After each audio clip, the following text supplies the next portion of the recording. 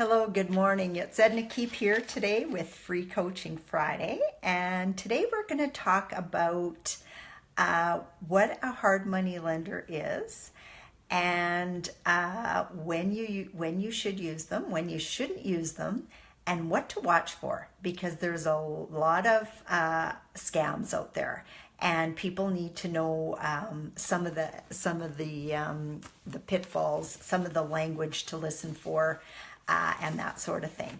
So I hope you get value out of today. Reach out to me and ask any questions. I'll name names of people that we've dealt with, that we've had poor experiences with. I won't do it on here, but if you want, if you're working on a hard money lender and you're unsure how you should proceed, reach out to me, because in our search for dealing with capital and buying real estate with none of our own money, that's an avenue we've went down many times. We've had some good ones, and we've been ripped off.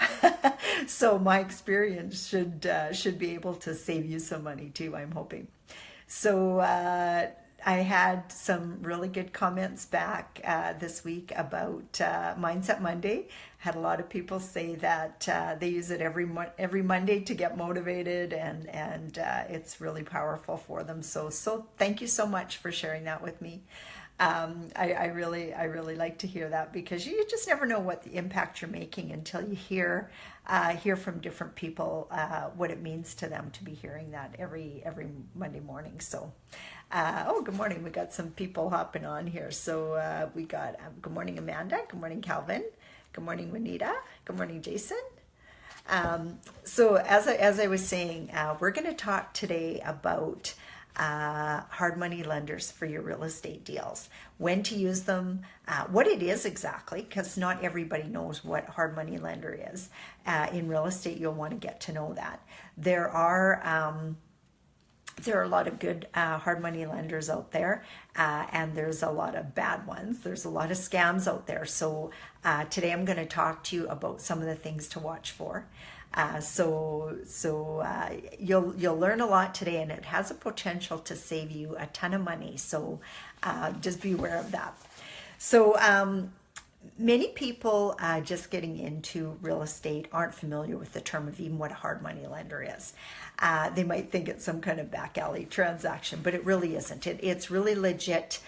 Works really, really well in some cases, and in other cases not so well. So businesses and individuals have really caught on to the immense mutual benefits and returns of hard money lending. Some of the examples where we've had really good success is helping people earn a really good return on their RRSPs. That's a hard money lender. You can give them a really good return on their RSPs, and you can use their capital as a first mortgage or a second mortgage, maybe to do a fix and a flip, or even as a long-term buy and hold. If the rate's reasonable, sometimes it works better to bring in a hard money lender as opposed to trying to fund it all by yourself or letting that deal go. So hard money loan is a specific type of asset-based loan financing through which a borrower receives funds secured by a property. So they're generally looking for lots of security, as much security as you can possibly give them on your buildings. Some of the terms that they might bat around are, 60% loan to value, 70% loan to value, that sort of thing.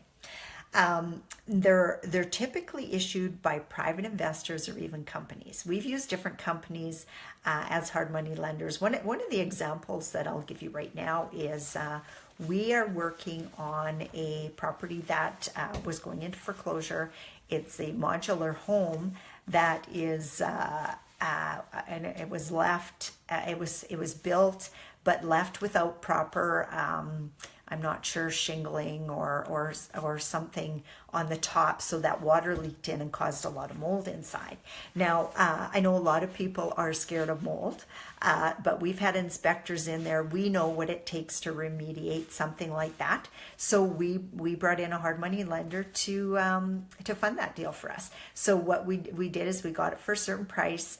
And then so we got that enough to cover that price. Also got enough to cover all the repairs and maintenance and the moving costs, because we're all going to move it onto a business partner's plot of land. So that's one that we just did in the last couple days.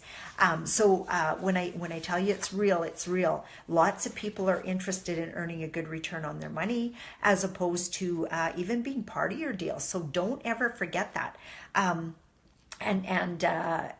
Just know that this is a really good spot for you to be able to find money for your real estate deals that's a little out of the box thinking. So how does it work? Well, it's a hard money loan is simply a short-term loan secured by real estate. And by short-term, I mean, sometimes it's 6 months, sometimes 12. I think the longest hard money loan we've ever had was a 2-year. It was the first apartment building that we bought, actually. We got a $400,000 hard money loan from a lawyer out of Vancouver. And he was introduced to us by the mortgage broker that we were doing the financing through.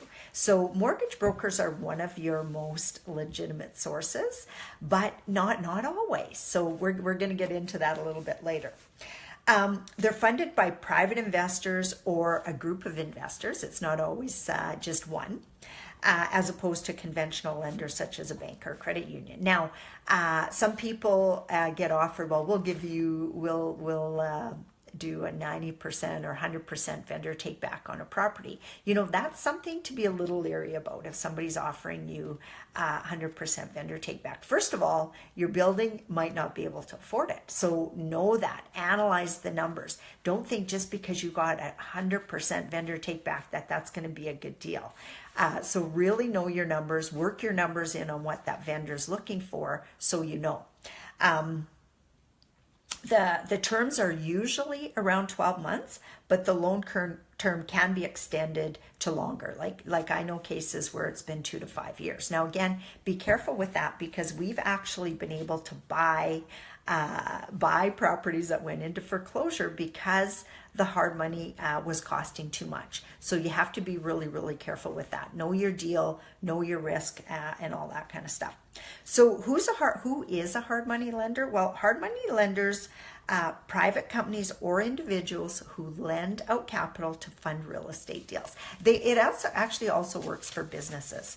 People who understand businesses, know how to analyze a business and stuff like that will do it as well. But for this particular segment, we're going to talk more about the real estate side. The terms hard money loans and private money loans can be a significant source for financing for real estate investors needing short-term access to funds. So sometimes if you know that you've got financing coming down the pipeline through a regular institution, but your seller's saying, hey, I need to close on this in 30 days, that's why you get this great deal, then sometimes you might want to bring in that hard money lender. Sometimes they're called bridge loans, loans that will just carry you through that short period of time. Know that you'll probably pay fairly high for that, but just again, know your numbers and know if it's going to be able to work for you. We've had times where we've went to hard money lenders, got promised up front that it was going to be a decent rate of return and low lending fees, only to have them come back with outrageous terms. So know that could happen to you too. Hard money loans are ideal for situations such as fix and flips, land loans, construction loans, when the buyer has credit issues. And credit issues might not be that you have a bad credit score. It might be just that you can't get any more credit. Like one of the things with us, we've been dealing with apartments for the last probably 5 years now, almost exclusively because we can't get financing on single family homes. We've done a lot of joint ventures, and the mortgage is in our joint venture partner's name for single family homes. But one of the main reasons we moved over into the multifamily market was it's actually easier to get financing at our level than it is on a single family home. So that could be an issue too. Hard money loans can be funded within a week. And so compare that to 30 to 45 days it takes to get a bank loan funded, or sometimes even longer, depending on, lots of times the larger the deal, the longer it takes. Some deals, like our first 144 units that we bought all in one shot, took us 10 months to close on that. We didn't have to use any hard money because the seller was willing to work with us. But you know what? That might have been an example where we brought in a hard money lender saying, here, help us close on this, and then we'll finish up the final financing, within a few months. But like I said, in this case, we didn't have to do that. What next here? So what types of deals should hard money loans be used for? Well, you know what? You can use hard money on just about any deal. You just have to analyze it and make sure the numbers are going to work. If they're asking for too much money and there's no money left over for you, that doesn't work. If you've worked out an analysis and you figure, okay, if I can get this money and I only need it for 45 days and I can flip this house out in 45 days and make my money, that's pretty highly speculative because, so many times, and depending what's happening in the market, I've seen fix and flip deals sit for 6 months, a year, and people didn't budget that into their calculations. And if you've got hard money into that, it can eat it up really fast. So an example where that happened to us, because I say we've got real life experiences here.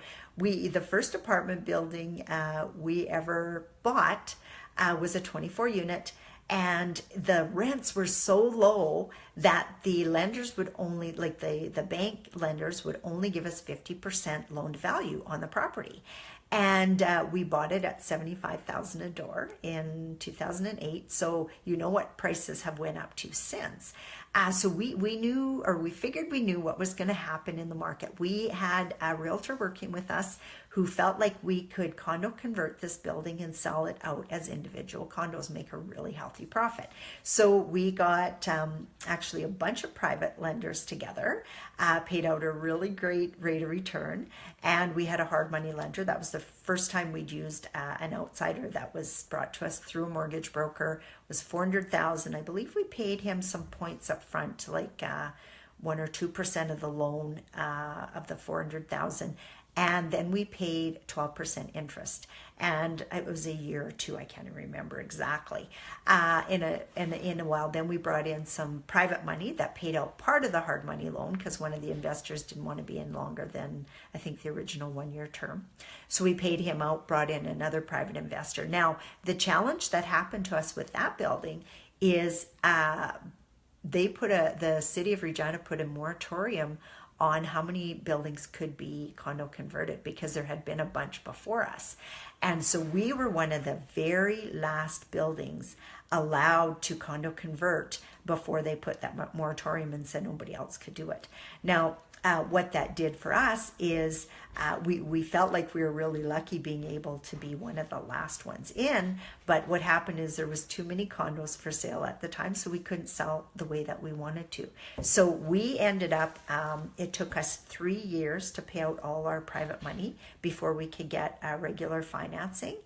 And our investors ended up doing really well on that deal. We didn't end up doing well on that deal. We didn't end up making any money. So be careful and know that a lot of people out there, they do loan to own programs.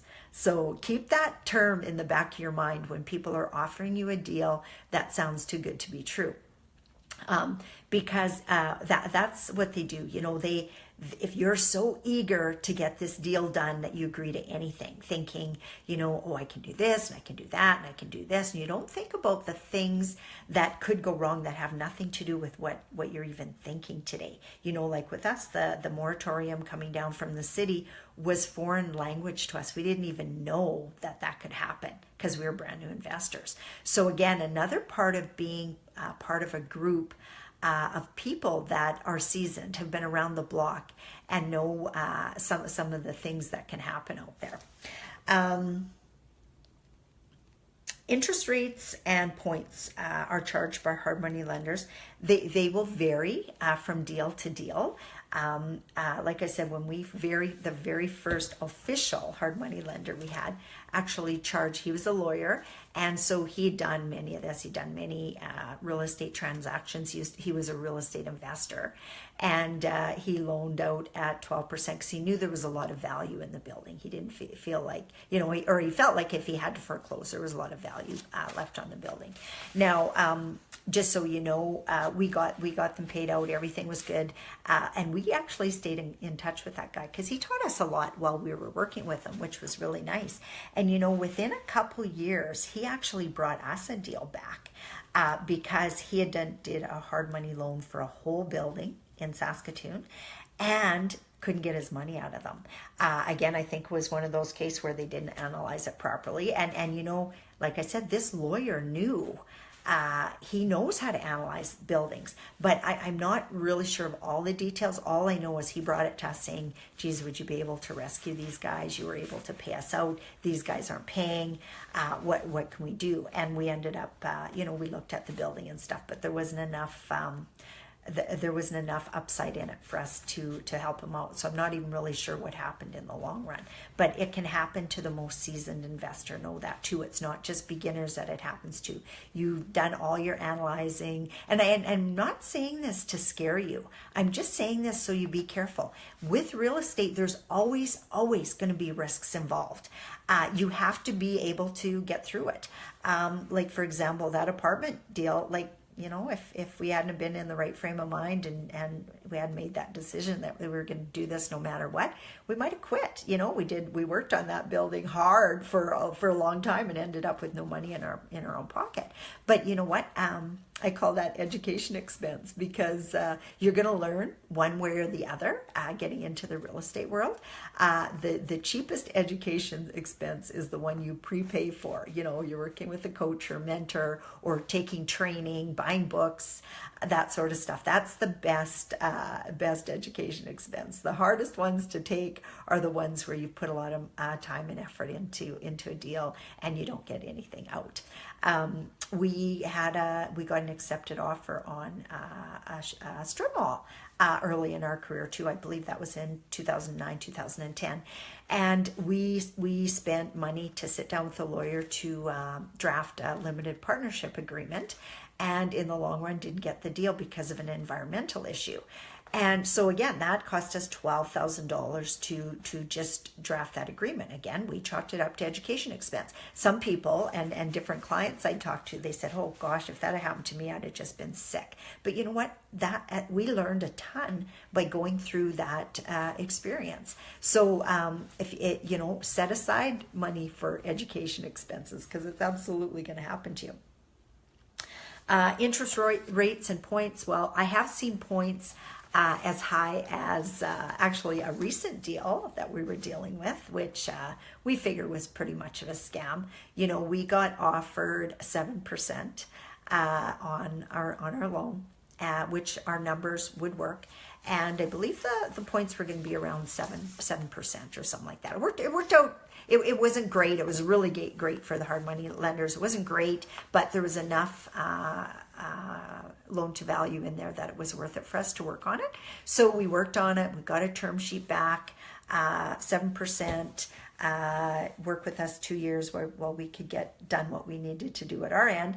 Then when the official offer came in, it changed to 12% for the first year, 18% for the second year, and 13 points or something up front. And it was like all of a sudden it went from something that we could work with to something that was totally out to lunch.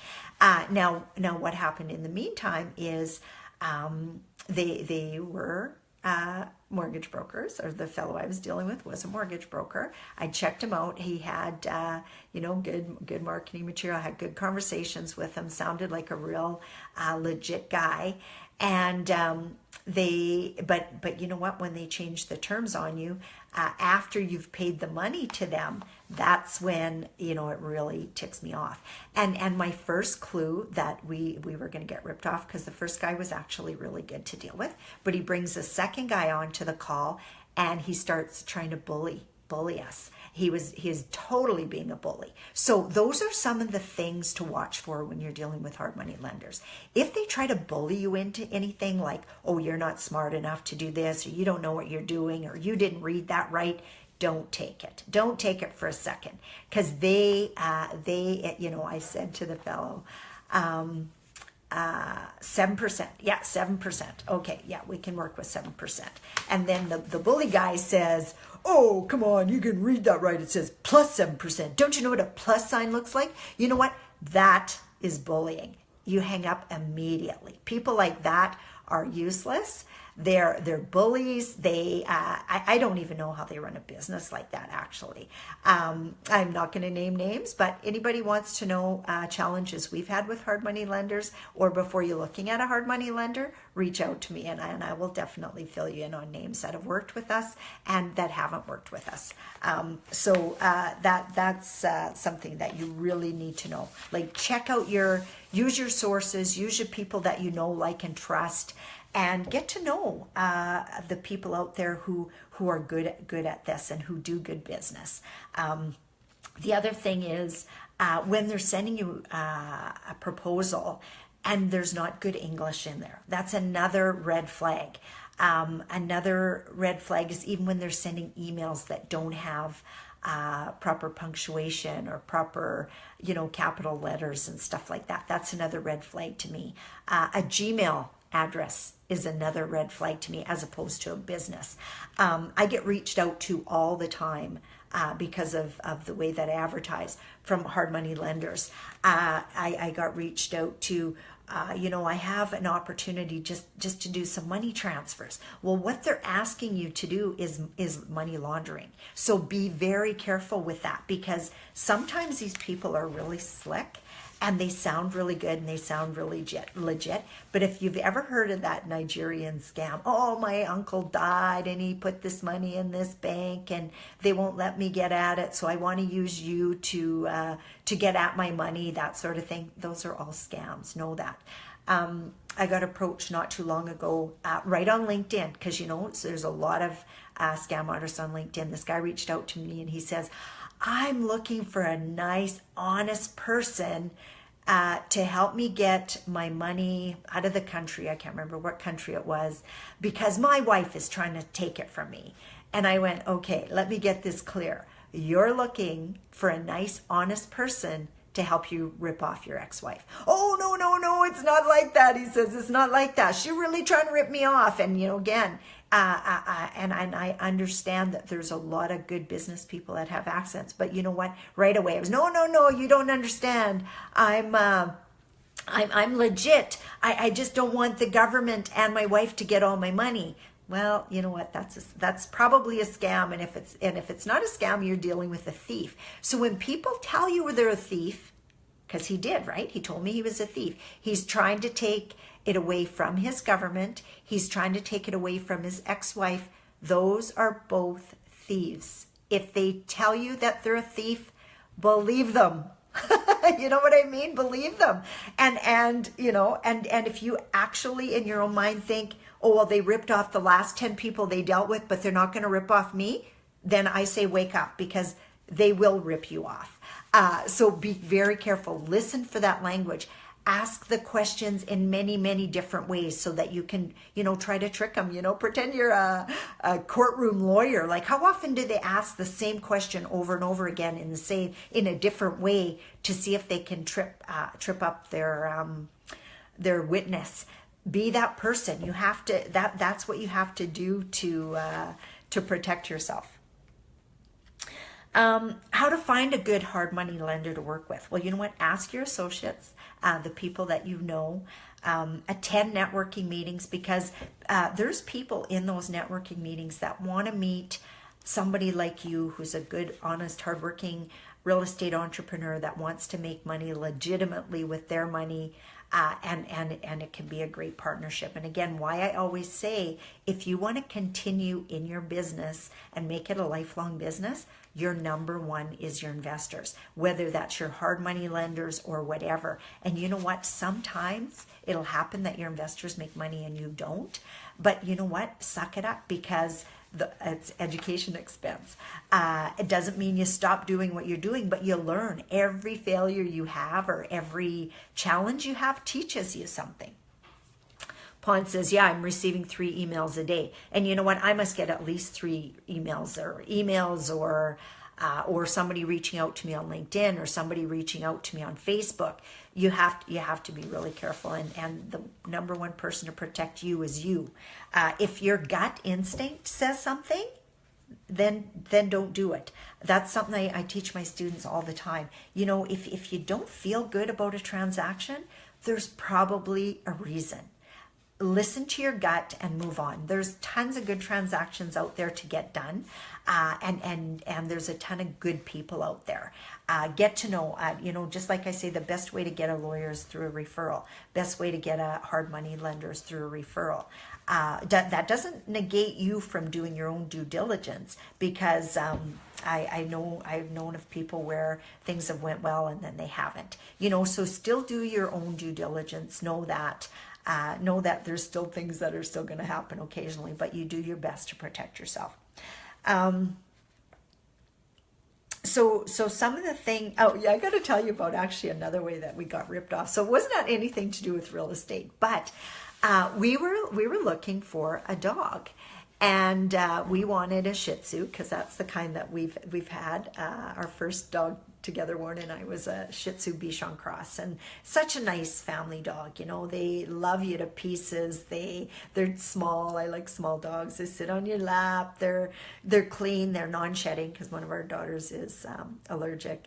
And we just love them to pieces. So we wanted another Shih Tzu. The girls and I wanted a tiny one, just a little, like a teacup or something. Warren didn't think that was a good idea, because he thought living out on the acreage we might get an eagle come along and take this dog. But anyway, we were searching online, and my one daughter found a website where they were selling Shih Tzus, and they were shipping it from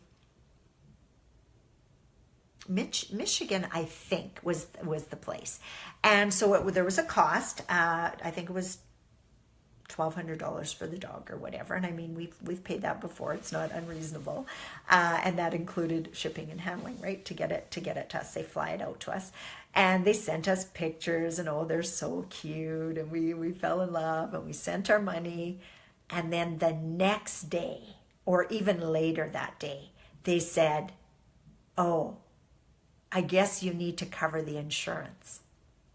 And I knew, that second, I knew I was being ripped off. And I said, no, you're not getting another dime from me. Oh, you have to. You already paid this dog. The dog's already on the way to the airport. You have to pay the insurance. And I go, no, I don't. You got my money. You pay the insurance if you want to send the dog. Of course, we never got the dog. So, I did report it, but for all the rigmarole and everything that you have to go through, we didn't even follow it through, which is not a good thing. You should try at least. But we didn't have time, and we went on and found another dog through a legitimate website, who actually just took a deposit from us, and then the day they put the dog on the plane, they took the rest on a credit card. So if there was any dispute, we could do it. The other one was we had to wire transfer money. So just know it's not just real estate that happens. There's people out there that make a living trying to rip people off. So be careful. Hard money lenders, unfortunately, can fall into that category. So get to know who you're dealing with, sometimes you lose. We dealt with a guy out of Ghana. We thought it sounded really good. We were going to get hard money lending for 5%, and we sent him. I think the first one was we had to open a bank account. That's legitimate, right? So we sent $935. Well, then the next day they're asking for $400 for something else, and I just went, no, nothing else. So lots of times if they're asking for money up front, it's going to be a ripoff. So be very careful with that. Very, very careful. If you don't know the source. Generally, they'll take it off the amount that they're sending you. So if you got $100,000 hard money loan and they've got points of say 2%, they'll keep that 2% and send you the difference. That's more of a legitimate way to do it. So hope you learned a lot about that. I'm just going to check what time it is. Oh my gosh, look at that. I'm just getting so good at this. 10:30. Perfect timing. Okay, I'm just going to see. I think I've seen some questions that came up on here. Good morning, Bruno. How are you? Good morning, Shirley. Good morning, Chandel. What else do we got? Good morning, Gregory William Harold Roberts. Oh, that's a long name. Which one do you like to go by? Good morning, Ron. Good morning, Pon. Pon was the one that said that he gets 3 emails a day. Good morning, Janice. Good morning, Daniel. Good morning, Rick. Good morning, Jilly. And thanks for sharing my video. It tells me that on here. Pon says, I received a big check by courier. Did you really? Tell me about that. Good morning, Earl and Donna. Earl, you always seem to get on right at the end of my show, but hopefully you get a chance to listen to the recording. I covered off a lot about hard money lenders today and what works, what doesn't work, some of the people that you can trust, and some that you can't. So when you're looking at raising capital and through hard money lenders or lenders, there's lots of challenges. So you need to know. Chandel says, hey, shout out to everyone. Oh, hey, everyone that's at the Investor Forum in Toronto. Big shout out to you guys. I have 2 of my students down there. I'm so proud of them. Tyler and Bailey, 20 years old. Bought their first apartment building, took possession December 1st with none of their own money. I nominated them for 2 categories in the Canadian Real Estate Magazine Awards. Young Gun, which is anybody under 30, and what was the other thing? New Real Estate Investor of the Year, something like that. And they're finalists in the Young Gun because they're 20 years old with an apartment building. And just today, they're down in Toronto, but just today, the next 24 units are coming under contract for them. So you know what? Again, everything's done through email and stuff nowadays. So yeah, they're down there. If you guys are down at the Investor Forum, reach out to them. They're absolutely fantastic guys. Everywhere they go, people are loving them. They're super. They're lots of fun. I had to laugh. We had them out there in our mastermind as well, and we had them out for supper at the last mastermind, and their parents were actually out in the apartment building painting. So the parents send a picture to them while they're having dinner and drinks with us and say, oh, here's a picture of us painting out at the apartment. And Tyler takes a picture of his beer and he goes, hey, here's a picture of me drinking my beer while you're working on my building. We all just laughed and laughed. And of course we said, oh, you young guys, you're such characters. And you know what, they said, I can't remember if it was in the same time, but they said, well, you know what? We got all you old guys to learn from. So we're hanging around with the right group. So they're priceless. They're awesome guys. They're lots of fun. If you're by them, congratulate them because they're doing really well, and keep your eye on them because they'll do even better. Like I said, they got another 24 units under contract. And I think by the end of March, they'll have that. They'll be working on it. So it's pretty exciting. Pon says, oh, they received a scam check. They keep commission 5% and transfer the rest to them. Yeah, and what they do then is they actually bounce the check after you've sent them the 5%, right? Yeah, you have to be really, really careful like that. Chandel says, I think Jancy's nominated for something too. I did hear her say something the other day that she was going to be there. I didn't hear what category she was nominated for or anything. So so she's another one of our community. She's say hi to her too. She's a wonderful person, and she's probably something to do with fix and flips. I'm not sure. I know she's done well with a few here in Regina, so she could be in that category. Again, we've got some good things happening in our community, so stay in touch.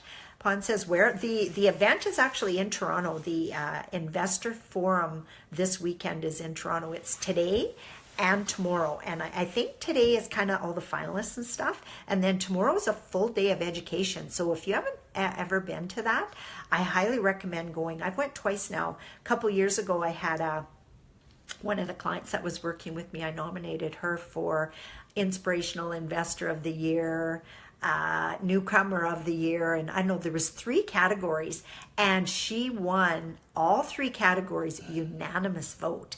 The reason that they voted for her, she was 70 years old, and she'd built her portfolio to be paying her $3,000 a month in passive income. And they were also impressed, basically saying, you know what, doesn't matter what age, and you know what, that's classic proof. I worked with her to be making $3,000 a month, which was her goal, and not even counting all the extras she made, because she made lump sums here and there as well. And then now these two young guys, so all spectrums. So anyone in between can easily do the same thing. So anyway, everybody have a very, very good Friday. One more shout out before I go. Get your tickets for the 3-day event at the end of March if you haven't already. We have a great lineup of speakers coming, and we've already got a lot of ticket holders that have bought. I know lots of people like to leave it to the last minute, but if you can get your ticket, get in there, come out. You're going to learn a lot. You're going to meet some really great people. And for anybody not in Saskatchewan, you might be surprised at some of the opportunities that we have locally. So yeah, everyone have a really, really good weekend. Mindset Monday, and then again next Friday. So take care, and we'll talk to you all soon. Oh, actually, I won't be here next Friday. I'm actually in my own mastermind in Toronto next weekend. Or not Toronto, New York, next Friday, so I won't be here. I will be here for Motivational Monday or Mindset Monday, but not Friday. So sorry about that, but 2 weeks I'll be back. Take care. Bye for now.